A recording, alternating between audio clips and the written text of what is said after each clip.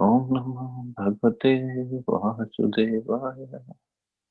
Om Namo Bhagavate Vasudevaya. Narayana Namaskritya Naram Chaiva Narottamam Devim Saraswatim Vyasam Tato Jayanti Nashtaprayeshu Madreshu Nityam Bhagavata Sevaya Bhagavati Uttam Shloke Bhaktir Bhavati Nashtiti. So continuing with our discussion on Srimad Bhagavatam, Canto 3, Chapter 5, Vidura talks with Maitreya, text number 9 onwards. So Vidurji is further asking Maitreya Muni, Yena prajana mutta atma karma rupa vidhanam chavidam vidatta narayano vishvasrigatma yonir etachano varnaya vipravarya. O chief amongst the Brahmins, please also describe how Narayan, the creator of the universe, and the self-sufficient Lord has differently created the natures, activities, forms, features, and names of different living creatures. Every living being is under the plan of his natural inclination in terms of the modes of material nature. His work is manifested in terms of the nature of the three modes.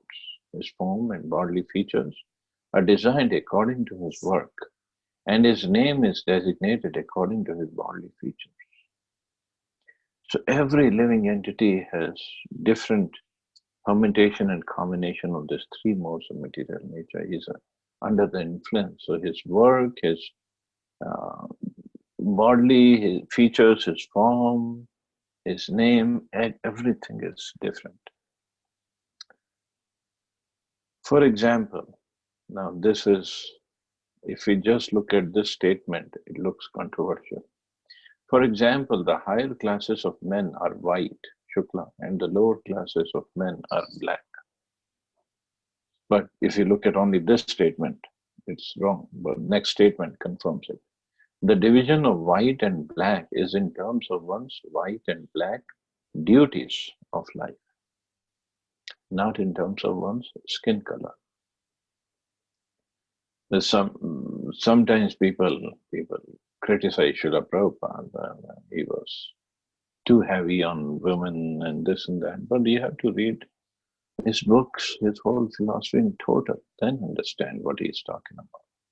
So similarly here, if somebody just reads one sentence or quotes one sentence of Prabhupada, the higher classes of men are white and the lower classes of men are black. So it's a, oh, this Swamiji is doing racial discrimination.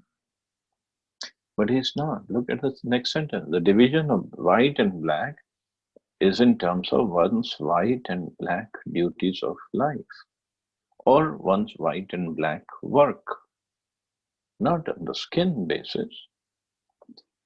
Pious acts lead one to take birth in a good and highly placed family, to become rich, to become learned, and to acquire beautiful bodily features. Impious acts lead one to become poor by parentage, to be always in want, to become a fool or illiterate, and to acquire ugly bodily features. And it is quite possible, it has been seen many times, same parents, same house, same upbringing. One boy is intelligent and very learned, and the other son or daughter, whatever, other kid is not. One kid is great looking, the other kid is not. One kid could become rich, and the other kid remains poor. So it's all up to the soul's three modes of nature that he has acquired, and the kind of work that he has done in the past, kind of sanskaras he has. It depends on every living entity. Vidura requested Maitreya to explain these differences between all the living creatures made by Narayan, the Supreme Personality of Godhead. And if we look at every living creature, he is different. Everybody is different. If we just look at all the human beings, just stand in any crowded place in India. I mean, there are so many crowded places. Just stand and just look at everybody. That's it. We don't have to do anything, don't need to preach or do anything. Just look at everybody and everybody is different. And then we really appreciate Krishna.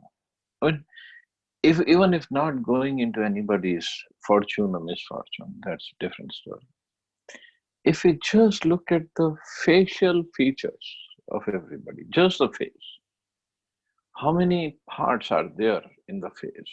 Hair, forehead, eyes, eyebrows, nose, lips, cheek, um, chin. That's about it. Ears, and if we go to the to the throat also, so not too many features, but every single face is different. That's that is Krishna. Only he can do so many variety. 6 or 7 billion people based on this difference in features. Only he can make that kind of uh, differences. And this is what Vidura is trying to find out. Text 10. Paravaresham Bhagwan Vritani Shutani me Vyas Mukhad Bhikshnam Atripnum Kshulla Sukha Vahanam Tesham Vrite Krishna Katham Vritogha. Oh my Lord, I have repeatedly heard about these higher and lower statuses of human society from the mouth of Vyasadeva, and I have had enough of all these lesser subject matters and their happiness. They have not satisfied me with the nectar of topics about Krishna. Because people are very much interested in hearing social and historical presentations, Srila Vyasadeva has compiled many books such as Puranas and Mahabharata. These books are reading matter for the mass of people, and they were compiled with a view to reviving their God consciousness, now forgotten in the conditional life of material existence. The real purpose of such literatures is not so much to present topics of historical references, but to revive the people's sense of God consciousness. So, idea behind every Vedic text is to revive persons, the readers, God consciousness.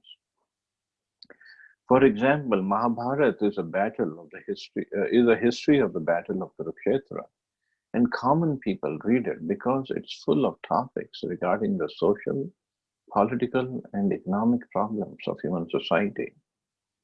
But factually, the most important part of Mahabharata is Bhagavad Gita, which is automatically taught to readers along with the historical narrations of the battle of Kurukshetra.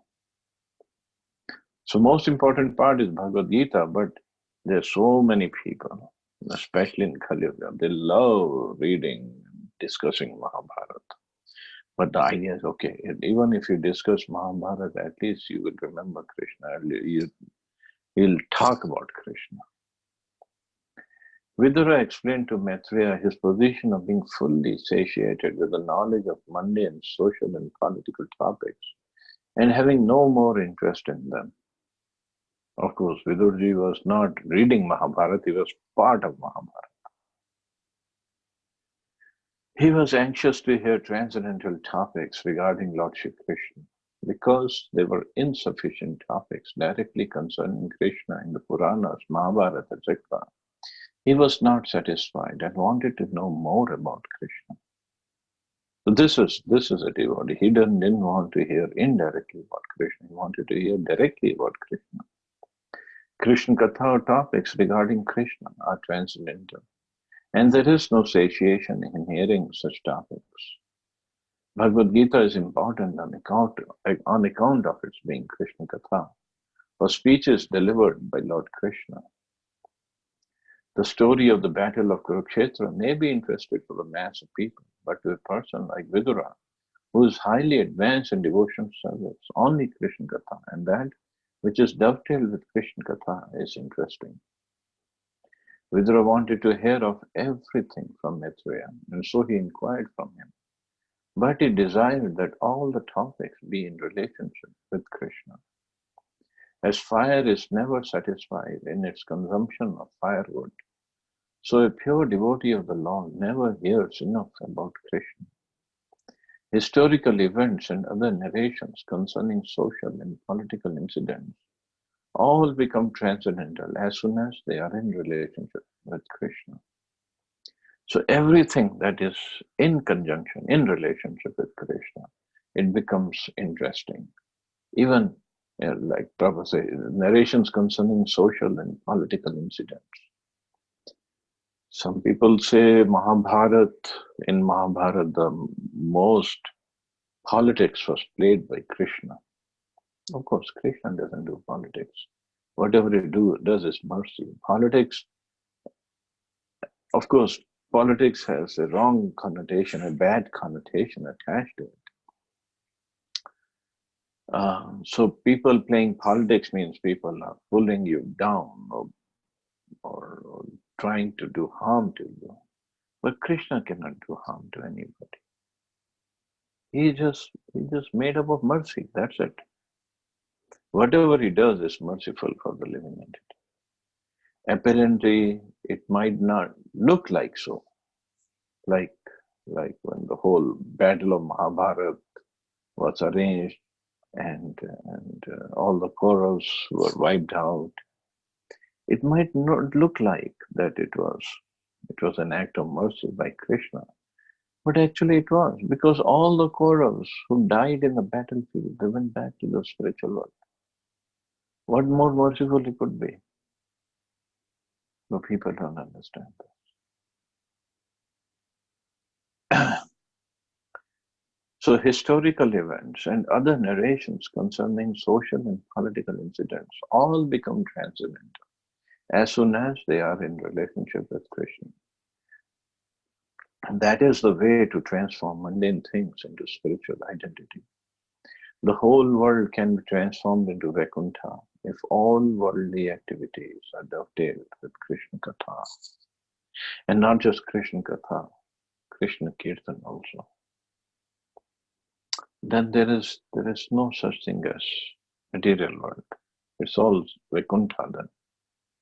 Just like Prabhupada, when he had a chance to go to meet Indira Gandhi, once he got a chance. In fact, he was either in US or Canada at that time, and somebody arranged a meeting for him, and it was like in few days. So Prabhupada just took the flight and came back to India because it was a chance to meet Indira Gandhi. Of course, he didn't care for the person as such, but his point was that he wanted visas for his disciples, and he wanted to bring up some points to Indira Gandhi. And one of the points was that everybody in the parliament should take part in Kirtan, Krishna Kirtan every day, whether it is for half an hour or 15 minutes or whatever. So his point was that only Krishna Kirtan can save the world, and especially India should lead in that direction. Of course, he had many more points. If you read Prabhupada Lilamrita, Satsvarup Maharaj has mentioned all those points. But this was one of the major points. So whole world can be transformed into Vaikuntha if all worldly activities are dovetailed with Krishna Katha. There are two important Krishna Kathas current in the world, Bhagavad Gita and Srimad Bhagavatam. Bhagavad Gita is Krishna Katha because it is spoken by Krishna, whereas Srimad Bhagavatam is Krishna Katha because it narrates about Krishna. Lord Chaitanya advised all his disciples to preach Krishna Katha all over the world without discrimination, because the transcendental value of Krishna Katha can purify one and all from material contamination. So this is the only way to protect oneself from material contamination. Because ears are the hearing sense. It is going to hear something. If not Krishna Katha, if not Krishna Nam, it is going to hear something. And mind the mind, if it is not going forward, it cannot stay at one place, it will go down. It will be pulled down. So going forward means going forward in spiritual activities. So we have to continue to engage the mind in spiritual activities.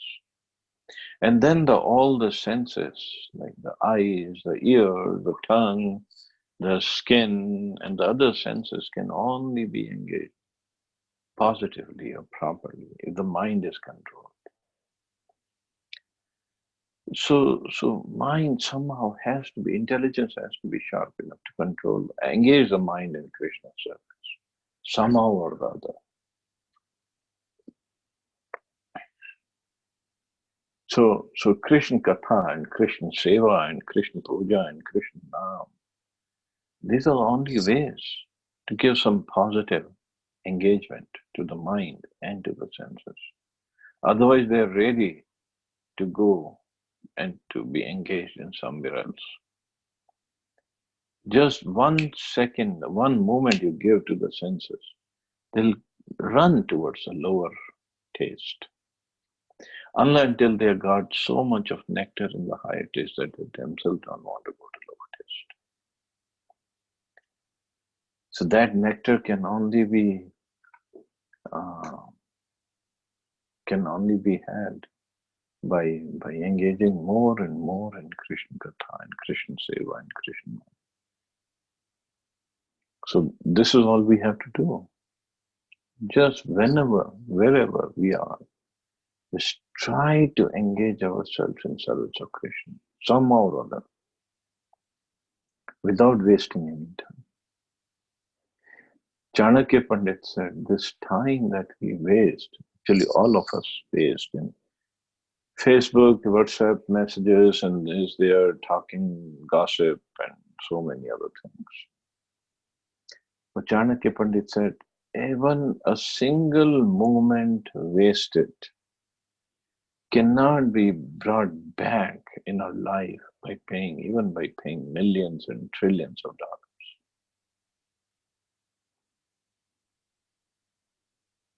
So even in India right now, it's 8:22 a.m.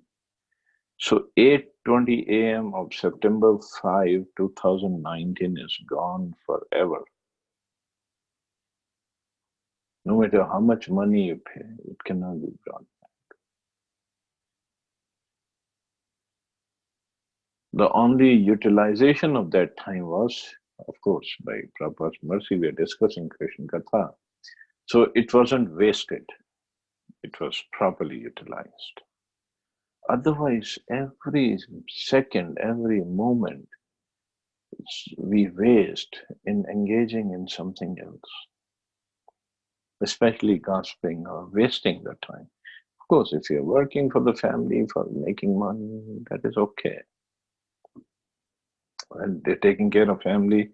If you're engaged in service, somehow or other, it's okay. But if we are wasting time in other activities, which we shouldn't be, then it's a complete waste. That moment is gone. We cannot bring it back. So we have to somehow or other train ourselves, train our mind that this is it. That's all I'm going to do. If I'm working, great. Otherwise, even while working, we can always put on Krishna Kirtan at low volume. We don't have to disturb the other colleagues. But we can put on Kirtan and we can listen. Text 11.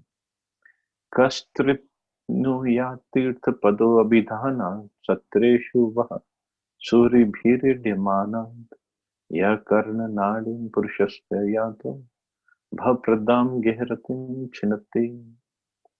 Who in human society can be satisfied without hearing sufficient talk of the Lord, whose lotus feet are the sum total of all places of pilgrimage, and who is worshipped by great sages and devotees? Such topics can cut off one's bondage to family affection simply by entering the holes of one's ears. So only such topics are auspicious. Krishna Katha is so powerful that simply by entering into a person's ear, it can at once give deliverance from the bondage of family affection. Family affection is an illusory manifestation of the external energy, and it's the only impetus for all mundane activities. So everybody is running around doing so many activities for what? To take care of the family. That's it. Whether it is parents, whether it is siblings, whether it is wife and kids, everybody is running around to take care of the family, to make some money to take care of the family. As long as there is mundane activity and the mind is absorbed in such engagement, one has to undergo the repetition of birth and death in the current material nescience. So that engagement leads to affection, leads to attachment, leads to the repetition of birth and death. Because we are attached, too much attached to the family. And the family is what for us? Just the bodies, different bodies we are attached to. That means we'll take birth again. And it is also said someplace that more than, I would say, 95%, or maybe it could be 97, 98% of men in this lifetime, they will take the lady's body next lifetime. And similarly, most of the ladies in this lifetime will take the body of men next lifetime because there's so much of attached. When I'm attached, suppose I'm attached to my wife, and I'm so much attached. I mean, throughout my life, I've been thinking about her, to take care of her, or to enjoy her, whichever way.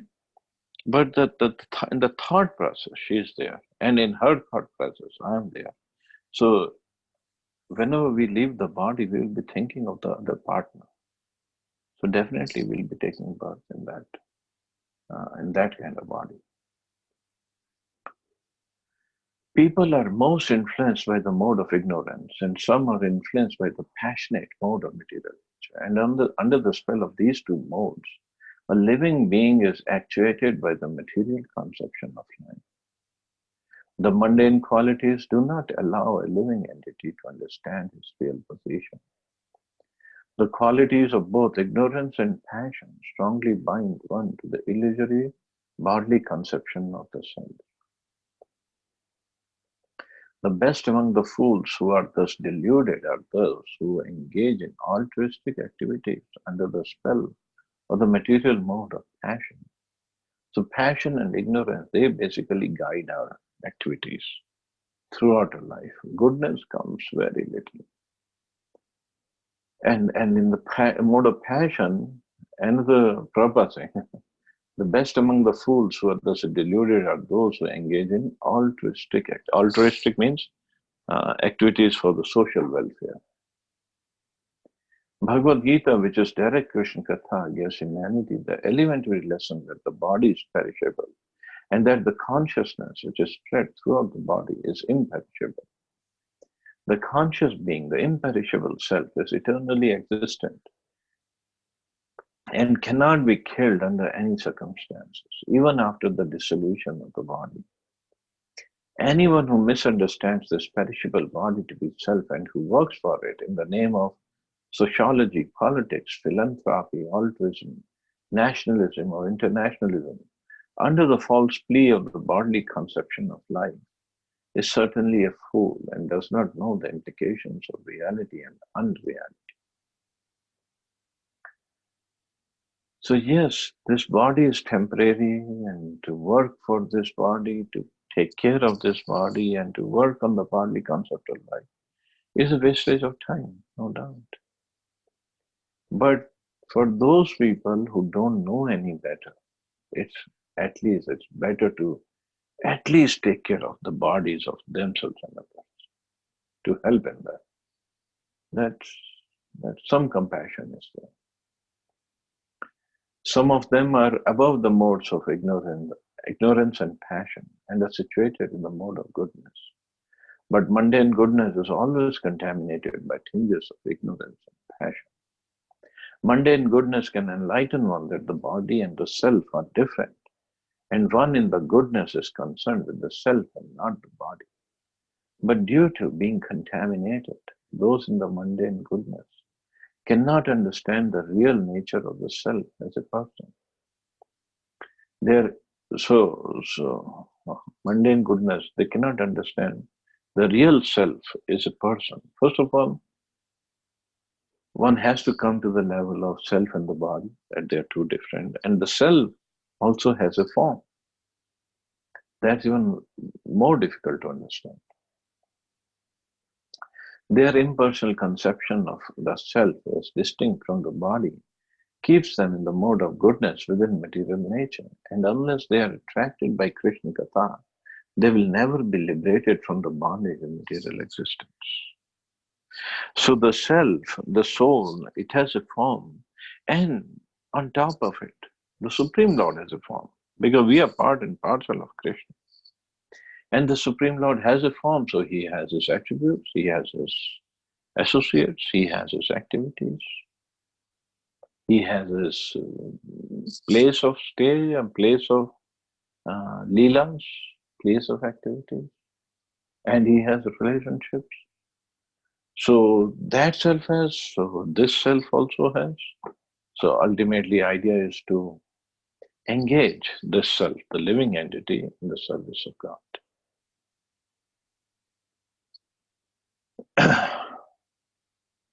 Krishna Katha is the only remedy for all people of the world because it can situate one in pure consciousness of the self and liberate one from material bondage. To preach Krishna Katha all over the world, as recommended by Lord Chaitanya, is the greatest missionary activity, and all sensible men and women of the world may join in this great movement started by Lord Chaitanya. So this is all what we have to do, to speak Krishna Katha and to hear Krishna Katha. To speak names of Krishna, chant his holy name, and hear the holy name. To serve Krishna and to engage others in the service of Krishna. That's all. So we'll stop here. See anybody has any questions or comments?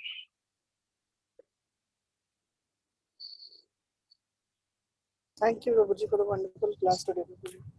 Thank you. A lot of realizations I had. Thank you. Hare Krishna, Prabhuji, Dandavat Pranam. Hare Krishna. Sorry, Prabhuji, please go. Sorry, Prabhuji. Sorry.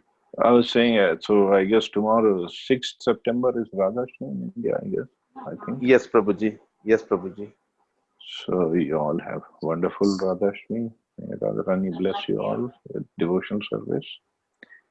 So, so it's a working day. So, are we going to have the class tomorrow? Yes, Prabhuji, we'll have the class. Yes, Prabhuji, we'll have that. So we'll speak something on. Well, I don't want to speak on Radharani tomorrow. I will speak on Friday. Half an hour. Your Saturday. I don't want to hear for half an hour, Prabhuji. We'll do Friday. Your Saturday. Yes. Saturday and Sunday also. Please, okay. Prabhuji. Okay, Saturday and Sunday. Thank you, Prabhuji. Okay. Hare Krishna, Prabhuji. Prabhuji, towards the end of today's session, you talked about the shape of the self. What is that, Prabhuji? I mean, shape of the body, and then shape of the self as that shape of the soul? No? Yeah. Okay. Can you please elaborate and help kind of enlighten us a bit more, Prabhuji? That is possible. We had talked about it. The spiritual identity, the form that we are in the spiritual world, when that jiva falls down, he keeps the soul's shape does not change. Of course, the size changes from full-fledged form to 1/10,000th part of the tip of the hair, but the shape does not change, because the shape contains his relationship with Krishna, that mood in relationship with Krishna. So that does not change. It gets covered over by material modes. So bhakti or any other yoga system, it removes that covering and it brings forward the whatever was hidden. That's all. It's not like the new relationship or new shape is given. Of course, that all can be changed because in spiritual world everything is nothing is static. But generally, they don't change.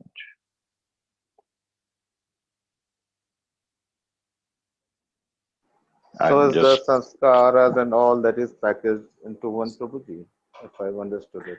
not sanskar. Sanskar, material sanskar is what we get from previous activities, associations, desires. But the original remains whatever it is. The bhakti and all that we have acquired. Bhakti is a process.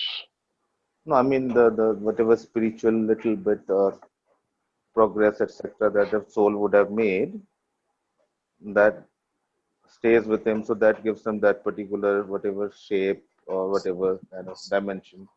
No. No. Bhakti, by bhakti process, we remove the contamination and brings forth whatever the original was there.